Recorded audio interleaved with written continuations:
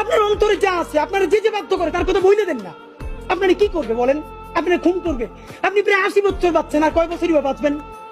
আপনি কি খাবেন, কি বাঁচবেন? আপনি বরং যদি আপনার আর্মি মেরে ফেলে, আপনারা যদি ভারতীয় আধিপত্যবাদ গুলি করে, আপনাকে যদি হত্যা করা হয়, কিন্তু সেই রক্তের বিনিময়ে যদি আপনি শহীদদের রক্তের বিনিময়ে নতুন বাংলাদেশ গড়ে যেতে পারেন, আগামী 1000 বছর বাংলাদেশের মানুষ নামাজে প্রার্থনায় আপনার জন্য শুধু দোয়া করবে। ঠিক। বুড়ো মানুষটা থেকে শুরু করে শিশু আপনার বক্তৃতা শুনে মাননীয় উপদেষ্টা কতক্ষণ জানেন? যতক্ষণ আপনি জুলাইয়ের জবানে কথা বলেন।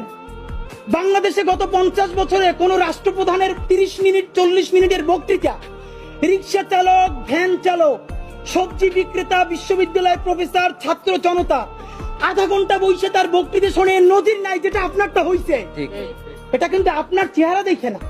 আপনি রাজনৈতিক দল করছিলেন, ফেরও করছেন, কিন্তু এইবার যে আপনার এই বাংলাদেশের পক্ষে হৃদয় নিংড়ে ভালোবাসা, আপনি যখন বক্তৃতা করেন আপনি আর্টিফিশিয়াল কিছু বলেন না, কিন্তু আপনি যখন ঘোষণাপত্র বললেন আপনার চেহারায় আর্টিফিশিয়াল ছাপ। ইদানিং আপনি স্ক্রিপ্ট দেখে দেখে বক্তৃতা করেন, এগুলো আমরা চাই না। মাননীয় প্রধান উপদেষ্টা আপনার একটা কথা বলি, আমরা আগেও বলেছি এই সরকারের সকল উপদেষ্টার এক পা অন্য দেশে, বিপদ হইলে ভাইগে যাবে, কিন্তু আমরা দৃঢ়ভাবে বিশ্বাস করি আপনি ভাগবেন না।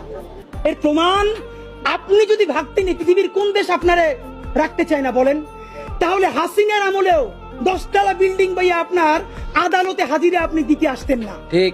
আপনি তখনই বিদেশ থাকতে পারতেন। আপনি এই দেশে থাকতে চান বলেই আপনি আসছেন, আমরা বিশ্বাস করতে চাই।